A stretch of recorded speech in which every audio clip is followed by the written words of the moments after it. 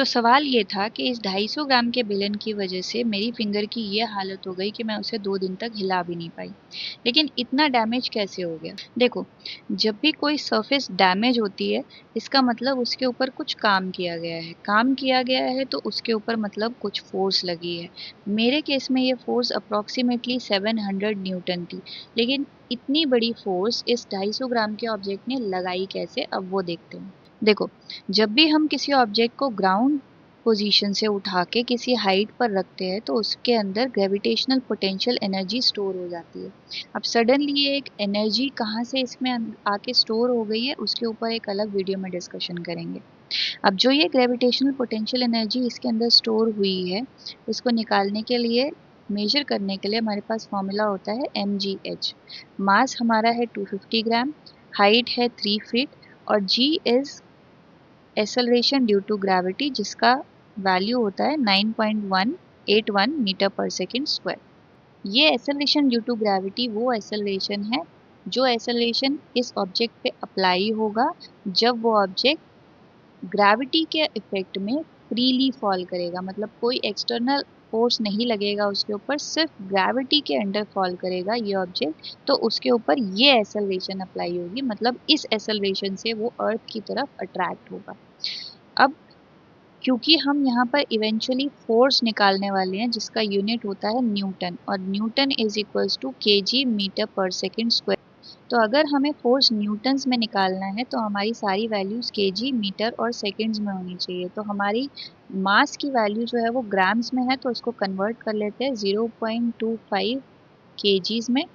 और क्योंकि हाइट हमारी फीट्स में है तो इसको भी मीटर्स में कन्वर्ट कर लेते हैं, दैट इज 0.914 मीटर। तो अब इन वैल्यूज को यहाँ पे पुट कर देते हैं। 0.25 into 9.81 into 0.914 that is equals to 2.24 joules.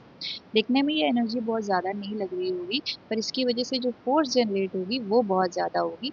तो जब यहाँ पर पोटेंशियल एनर्जी मैक्सिमम है इस ऑब्जेक्ट की, जो हमने हाइट उसको दी है उसके अकॉर्डिंग ये पोटेंशियल एनर्जी है, लेकिन इस स्टेज पे इसकी काइनेटिक एनर्जी जो कि इक्वल होती है हाफ mv² के, वो ज़ीरो हो जाएगी।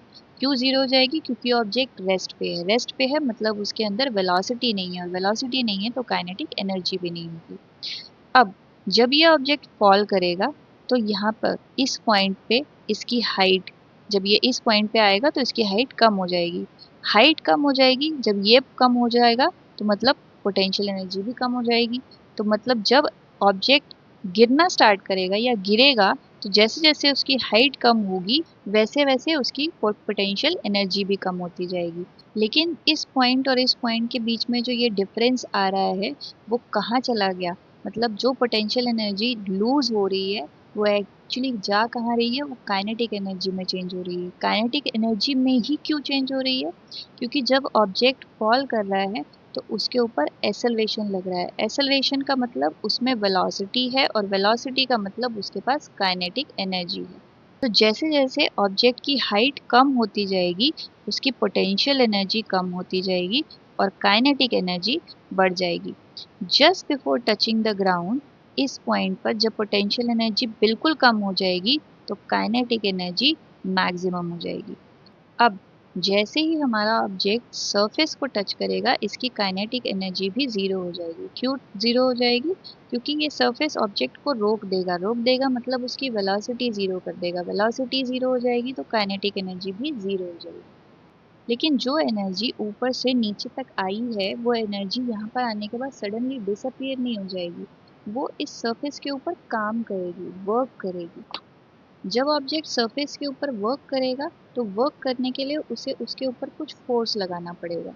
जब फोर्स लगेगी तो वो सरफेस कुछ न कुछ डिस्प्लेस होगा।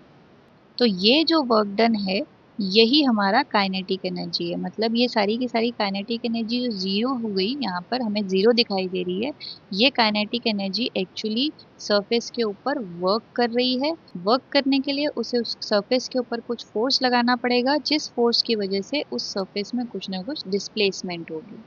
अब इस फॉर्मूले को थोड़ा सा रीअरेंज करेंगे तो ये बन जाएगा W divided by F is equals to D। मतलब डिस्प्लेसमेंट अगर कम होगी तो वर्क डन भले ही आप उसके ऊपर फिक्स लगाएं, लेकिन अगर डिस्प्लेसमेंट कम हुई तो फोर्स अपने आप बढ़ जाएगी, और डिस्प्लेसमेंट अगर बढ़ गई तो फोर्स अपने आप कम हो जाएगी। इसको ऐसे समझेंगे कि जैसे ये एक हार्ड सरफेस है, इसके ऊपर अगर मैं कोई वर्क डन करती हूँ, कोई वर्क करती हूँ, तो डिस्प्लेसमेंट नहीं होगा, क्योंकि ये हार्ड सरफेस है तो ये सरफेस अंदर की तरफ दबेगी नहीं, मतलब डिस्प्लेसमेंट नहीं होगा, और क्योंकि डिस्प्लेसमेंट नहीं होगा तो फोर्स बढ़ जाएगी।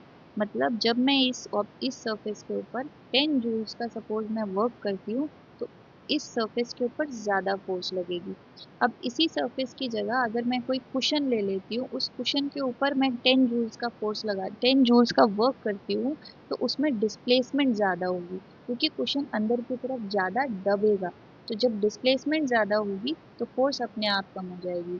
फोर्स कम हो जाएगी, इसीलिए हम जब 10 जूल्स का वर्क अगर हम कुशन के ऊपर करते हैं तो हमारे को फोर्स कम एक्सपीरियंस होती है। अब इसी फॉर्मूले को थोड़ा सा रीअरेंज करेंगे, तो force is equal to work done divided by d. This work done is equal to our kinetic energy. मतलब force is equal to kinetic energy जो ट्रांसफर हुई है, डिवाइडेड बाय डिस्प्लेसमेंट, मतलब ये सरफेस डिस्प्लेस कितना हो रहा है। अब देखते हैं हमारे केस में क्या हो रहा था। अगर सरफेस फ्लैशी मसल है, फ्लैशी मसल मतलब थाई की मसल जैसे होती है, जहाँ पर जहाँ पर कुशनिंग मिल जाती है, कुशनिंग मिल जाएगी तो वहाँ पर डिस्प्लेसमेंट 2 सेंटीमीटर तक हो सकता है। तो अगर 2 सेंटीमीटर का डिस्प्लेसमेंट हो और एनर्जी जो ये हमारी यहाँ पे ये आई थी, ये हम यहाँ पे पुट करते हैं, तो फोर्स जो जनरेट होती है इस केस में that is approximately equal to 112 newton. इसी की जगह पे अगर हमारे पास एक हार्ड बोन सरफेस है, जो कि मेरा केस था, क्योंकि पैर की उंगलियों में ज़्यादा मसल्स नहीं होती हैं, ऊपर की तरफ हार्ड बोन होती है, तो उस केस में डिस्प्लेसमेंट सिर्फ 0.3 सेंटीमीटर तक होता है। तो अगर इसमें इस केस में हम फोर्स कैलकुलेट करें तो it will be approximately equal to 747 newton. तो अब आपको इस कैलकुलेशन से समझ में आ रहा होगा कि इतनी ज़्यादा फोर्स इस 250 ग्राम के बेलन ने लगाई कैसे। अब देखते हैं कि ये बेलन अगर वर्टिकल की जगह हॉरिजॉन्टल पोजीशन में गिरा होता तो क्या होता। देखो जब ये वर्टिकल पोजीशन में था तो ये वाला एरिया फिंगर के कांटेक्ट में आया होगा, मतलब ये छोटा सा एरिया जो था वही फिंगर के कांटेक्ट में आया, मतलब area of contact was less. तो अगर हम प्रेशर का फॉर्मूला देखेंगे तो pressure is equals to force divided by area. Pressure is force पर यूनिट एरिया। हमारे केस में फोर्स अप्रॉक्सीमेटली 700 न्यूटन था, और एरिया हम सपोज कर लेते हैं कि 7 मीटर स्क्वायर है, क्योंकि ये छोटा सा एरिया है तो हम इसको 7 मीटर स्क्वायर अप्रॉक्सीमेटली अज्यूम कर लेते हैं। तो इस केस में प्रेशर इस स्पेसिफिक सरफेस के ऊपर कितना आ जाएगा, दैट इज 100 न्यूटन पर मीटर स्क्वायर। अब इस केस में देखते हैं अगर ये हॉरिजॉन्टल डायरेक्शन में हॉरिजॉन्टल पोजीशन में गिरा होता, तो यहाँ पर एरिया ऑफ कांटेक्ट अगर हम देखेंगे तो ये वाला एरिया जो है वो फिंगर के कांटेक्ट में आता। तो अगर ये वाला एरिया फिंगर के कांटेक्ट में आता तो उस केस में pressure will be 700 Newton divided by इस एरिया को हम सपोज कर लेते हैं 100 मीटर स्क्वायर है अगर, तो प्रेशर कितना आएगा, ओनली 7 न्यूटन पर metre square. That means area जैसे ही कम होगा प्रेशर बढ़ जाएगा। आप देखो फोर्स जो है वो सेम है, दोनों केसेस में फोर्स सेम है, लेकिन एरिया कम है, एरिया ऑफ कांटेक्ट कम है, तो उसी पर्टिकुलर सरफेस के ऊपर प्रेशर ज़्यादा लगेगी, और क्योंकि एरिया यहाँ पर ज़्यादा है तो उसी पर्टिकुलर सरफेस के ऊपर प्रेशर जो है वो कम हो जाएगी। मतलब अगर ये ही ऑब्जेक्ट वर्टिकल की जगह हॉरिजॉन्टल पोजीशन में गिरा होता तो इतना डैमेज नहीं हुआ होता। इस एक्सप्लेनेशन में कोई भी डाउट हो तो आप कमेंट्स में पूछ सकते हैं। अगर एक्सप्लेनेशन अच्छी लगी हो तो वीडियो को लाइक ज़रूर करना, और ऐसी ही और रियल लाइफ साइंस के लिए चैनल को सब्सक्राइब ज़रूर करना।